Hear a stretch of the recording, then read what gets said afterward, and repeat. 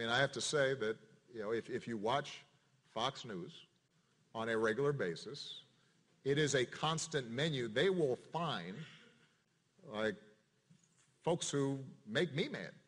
I don't know where they find them, right? They're all like, I don't want to work. I just want a free Obama phone or whatever. And that becomes an entire narrative, right, that gets worked up.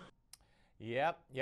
And he went on to say that, we have to change the way that we report on poverty in this country, which is a scary prospect. Joining us now is Ron Christie, CEO of Christie Strategies, former special assistant to President George W. Bush, Daily Beast columnist and author of Acting White. And Ron, before we get to all of this, as our previous guest, Stephen Moore, you are a frequent rider of Amtrak, D.C. to New York and back. Yeah, good afternoon, my friend. It's a really sobering thought. I'm on the train twice a week going between Washington and New York City. And of course, knowing exactly where that terrible accident took place last night, it just gives you pause for thought. A good friend of mine, former Congressman Patrick Murphy from Pennsylvania, was actually on that train. Yep.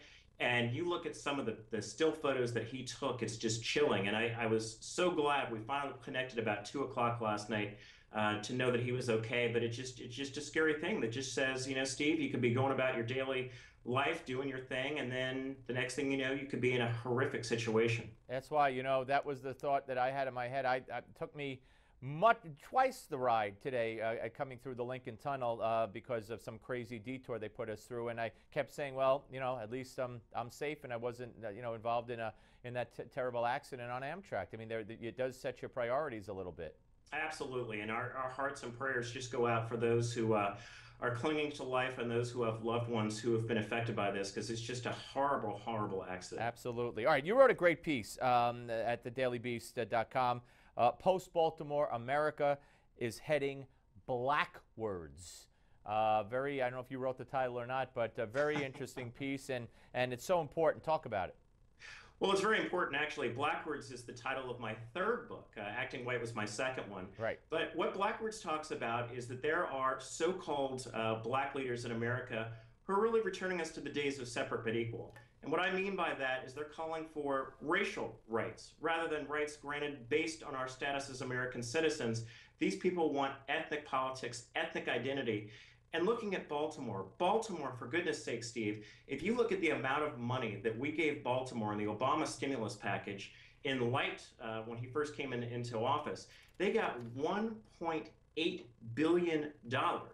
And $641 million of that was for the Baltimore schools, and you had another $25 million of that, which was for crime prevention. And so I sit here and say, if you have a city that is predominantly African American, that has a black mayor, that has a black prosecutor, that has over 40% of the people who are in the police force who are black, how can you come out and say that this is some racial incident when it seems to me what you have with those rioters is people who weren't obeying the law rather than some racial injustice? No, you're absolutely correct. And it all comes down to money. And this is what the president now is going around saying. Even with this Amtrak situation, Ron, right away. I heard it last night. Some people are saying it took 12 hours. I heard it last night because I was watching the coverage of it. And right away, infrastructure.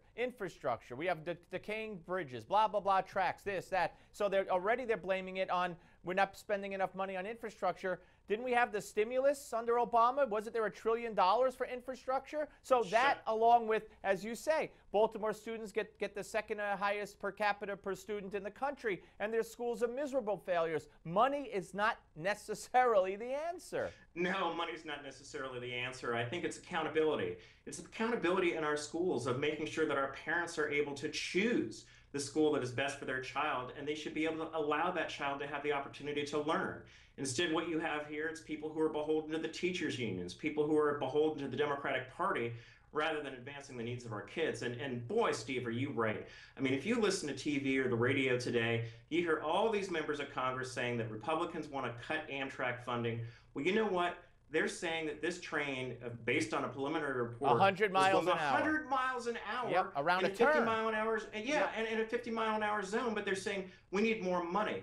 The Democrats should be ashamed of themselves that they're using a horrific tragedy in which you've got nearly 10 people who've lost their lives to grovel around for more money. And last time I checked, I think we're already $18 trillion in debt of promises we can't already afford to pay. And by the way, the great book by Ron Christie is Blackwards: How Black Leadership is Returning America to the Days of Separate but Equal. And if you haven't picked it up yet, I advise that you do so. Very quickly here, Jeb Bush, a little controversy surrounding Jeb Bush. You know, I heard him asked the question by Megyn Kelly. She said, knowing what we know now, would you have gone into Iraq? And he said, well, of course I would. He said, yes, I would have. But by the way, so would a Hillary and so would others, which leads me to indicate he misunderstood the question. Probably he said, knowing what they knew, he interpreted it as knowing what they knew then. Because otherwise, why would he in the next breath have said, so would Hillary and so would the others? So now, you know, now they're saying it was a gaffe. They're just making too big a deal out of this, I think. I think they're making too big of a deal out of it, but I've got a different view on this, Steve. I think he exactly knew what he was doing the way that he answered that question. I mean, if your name is Jeb and your last name is Bush and you had a brother who was the president of the United States and you had a father, I would think that would be the first thing that a potentially hostile reporter would ask me. And the answer to that question should have been, based on what we know now, the answer should be no. That's it. No. Now, you can make a justification as to why President Bush took us to war, and I supported his decision to take us to war, but you can't mumble and say, well, so would Hillary, and so would Biden, and so that. No. Right. Answer the question. All right. Well, we shall see. Anyway, always great to talk to you, sir. Thanks for coming on. We'll speak to you soon. Be safe. Always a pleasure, my friend. Be well. All right, my pleasure. All right, folks. Well, and go Caps. Go Caps. Yeah, there you go. Well, the Malzberg panel's next. Don't go away.